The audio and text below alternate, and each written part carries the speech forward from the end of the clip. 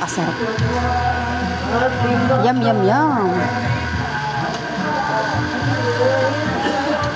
Kailangan latik na latik. Masarap yung nagtututong na biko.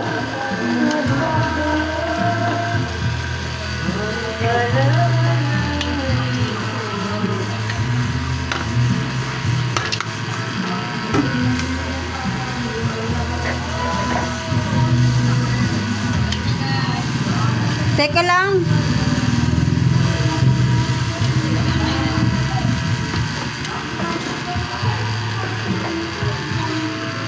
Pag ang biko ay matagal niluluto, matagal din masira o mapanis.